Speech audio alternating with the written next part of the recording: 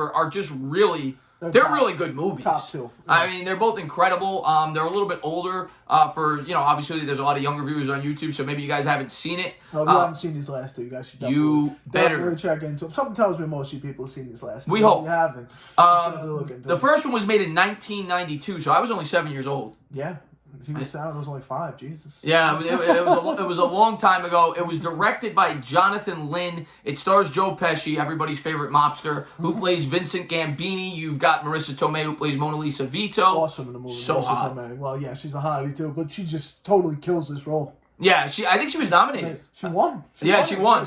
She won it. Ralph Macchio, who of course played the Karate Kid, and then you had Fred Gwynn, who was actually famous for his role with the Munsters. Yeah, Munsters, yeah. So, and he was the judge. Yeah, he's a judge. He's awesome as a judge too. Really, and we should probably name the title. It's My Cousin Vinny. My Cousin Vinny. I guess we haven't gotten to that. Yeah, we haven't gotten to that. It's My Cousin Vinny in 1992. We'll get to the basic storyline. I just wanted to give you guys some of the interesting facts. The misunderstanding between Vinny and Judge Chambers over the word Utes was a real conversation between Joe Pesci and director Jonathan Lynn. The director found it to be so funny he used it in the movie. Yeah, and that's like one of those scenes that like anytime I bring up My Cousin Vinny to anybody, they respond, Utes? Right, yeah, because the two Utes?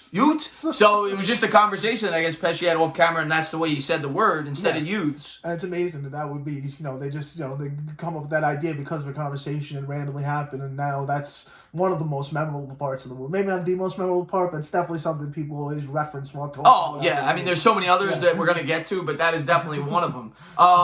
The other thing is when Vinny knocks over the judge's chess game, that was actually not in the script, so I thought that was interesting. They just rolled with it. And that's like something in the movie also. It's just like so funny. It works so perfectly in the movie. That, like if you were to do that to a judge or something like that, you would be so screwed. Well, because every time you walk into the judge's room, you could tell it's like, I guess, like a chess game he's been playing for a long time. Yeah, exactly. And he screws it all up. He knocks it all over. And, the other really funny thing about this movie is just all the different outfits that Joe Pesci's always wearing. He comes in with a leather jacket. And Thurman Munster, he says, next time you come here, you're gonna dress appropriately, otherwise I'm gonna hold you in contempt. You probably get held in contempt like 5 or 6 times throughout the course of this movie. Ends up spending a couple nights in jail. There's a whole entire that running joke of him not being able to sleep. Yeah. When he first gets to the town, and we're gonna get into that. But the last interesting tidbit in terms of actors that could have played the role, and this would have been a complete disaster because nobody would have played this role as well as Joe Pesci. Joe Pesci made for this role. But the first 2 actors that they actually went to were Danny DeVito. Could you imagine Danny DeVito with Marisa Tomei?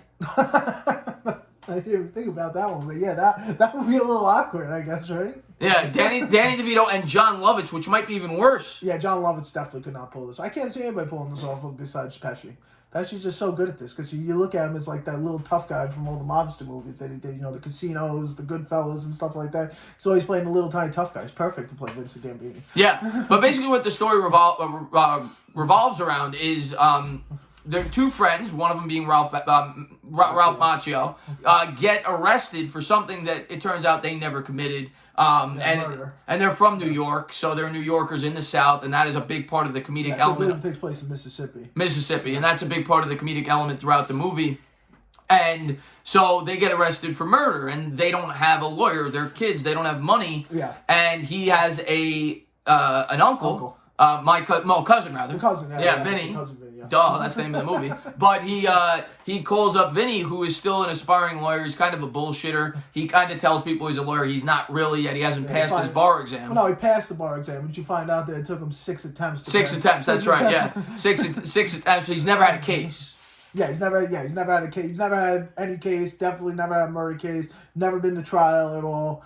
And he's learning on the fly. Yeah, kind of like we are with this YouTube channel. Basically, what we're doing right here. Yeah, but so Vinny shows up for the first time. The first scene is they're both in prison. Yeah, the bubble scene or whatever. Yeah, they're both in prison, and they, the guy who knows him, his cousin, is sleeping. Yeah. And the other prisoner, his friend, doesn't know him. And he doesn't know who he is, and he assumes that he's a prisoner. Yeah, he's a prisoner. He's like, the guy who comes by and, slaps your butt cheeks when you drop the soap or something like that. And, it makes up for a really funny scene where what does he say? He goes like... Well, there's so many funny one-liners throughout that, because the funniest part is that Joe Pesci feels like he's being disrespected exactly. because he's like, I'm this guy, I'm the guy coming all the way from New York to do this for free to try to get this guy out of jail, but he thinks that he's a prisoner, and the way that he's talking, he thinks Pesci's there to essentially rape him. Yeah. And Pesci's there to be his lawyer, and he says, one line he says when he's getting annoyed at him, Joe Pesci goes, I didn't come all the way down here up here from New York just to get jerked off. And he's saying that because he feels like he's being disrespected, but the way that the guy takes it, he takes it literally, that he thinks that he wants to go to home plate. So that was a really funny scene, a one-liner throughout the movie, and just a really funny scene in general. Then, of course, Ralph Macchio wakes up, and he tells him that he's his cousin.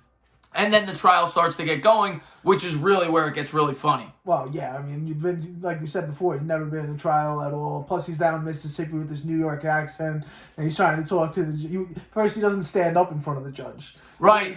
He doesn't know any of the protocols. Yeah, he doesn't know what to do. They're supposed to enter a plea. You're supposed to say guilty or not guilty, and he gets up and he starts trying to make a whole entire speech or something, and then the judge has got to stop him. Next thing you come in your mouth better either be guilty or not guilty. Yeah, but yeah, you have that, the whole not knowing what he's talking about. That's definitely part of the humor of the movie. And then also him just getting accustomed to the South, how the wheels get stuck, the wheels turn, the grits, the bell in the morning. There's so many funny scenes. Yeah, that whole entire that joke that's throughout most of the movie, where no matter where he's going, there's something waking him up at 4 a.m. One time it's the train that's running next door, and he goes downstairs. He goes, does that train come by here every day at 4:45 in the morning? He goes, no, that train almost never comes by here at 4:45 in the morning. Then the next morning comes by at 4:30 in the morning.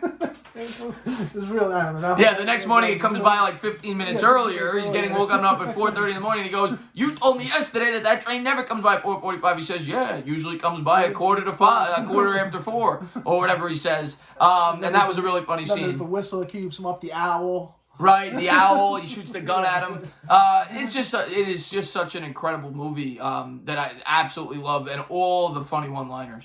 Going back to the wardrobe, the part where he knows the judge doesn't want him coming back in his leather jacket or something, and the suit gets covered in mud. Right. Marisa Tomei actually was trying to surprise him. It gets covered in mud, and they got to get a new suit.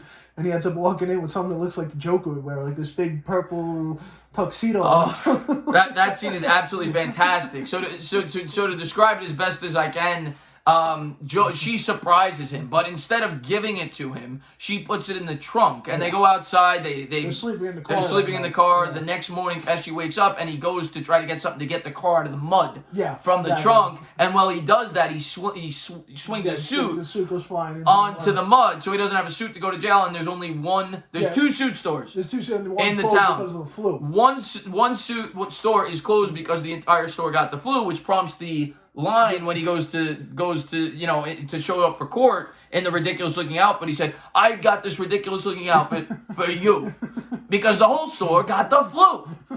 And it was just such a great scene. But we didn't even get into Marisa Tomei, who I think is, as much as I love Joe Pesci in this movie, she's even better. Oh yeah, Marisa Tomei is amazing in this movie. I mean, just her accent in this movie. Yeah. You know what I mean? Because a big part of the movie is obviously got 2 people from New York going down to Mississippi, and us New Yorkers, we know we got this heavy accent, but she does it like so well and so on point, and at the same time she's so beautiful during the movie. I mean, Marisa Tomei definitely, her and Pesci are equal in this movie as far as if you ask me. Yeah, and she's just incredible with all the one-liners, but the one that stands out the most is obviously the end where her and Joe Pesci are fighting. They got into a fight because she tried to help him out with the pictures, and you got me in the shower with the case cracker, and then they show up, and he calls her to the stand even though he knows she's pissed at him. And then that to me is the signature moment of the movie, where she just testifies because she grew up in a family of mechanics, and the whole, basically the case revolves around a car. That's how they're able to prove the innocence of the 2 clients. And she has all this back knowledge about the auto industry because her family were mechanics. Yeah. But the prosecution takes her for granted because she's a woman. Yeah, I think she's a pushover. She doesn't know what she's talking about. They try to trick her with that trick question. Right. She catches it, and I forget what car it was. Positraction. Yeah, Positraction. The Buick Skylark. Yeah, Buick Skylark. Yeah, but it was just an absolutely incredible movie, an incredible scene throughout. And to me, out of every movie on this list, and really almost any movie I've ever watched, comedy, action, whatever. This might be the most rewatchable movie. Oh, yeah. This is the movie that you can turn on cable and doesn't matter where it is in the movie. It can be the first 10 minutes, the last 10 minutes, dead center. It's like, all right, we'll leave this on. We'll laugh for the next hour or whatever it is. Yeah, anytime the movie's on, you gotta watch it. Oh, yeah. Even if it's for 15 minutes, just to catch that part. And you could have a dinner and sit with your family at Thanksgiving dinner, like you said, like we've done, and recite the lines throughout the movie for a half hour. So again, an incredible movie starring Joe Pesci and Marissa Tomei that you gotta watch if you haven't.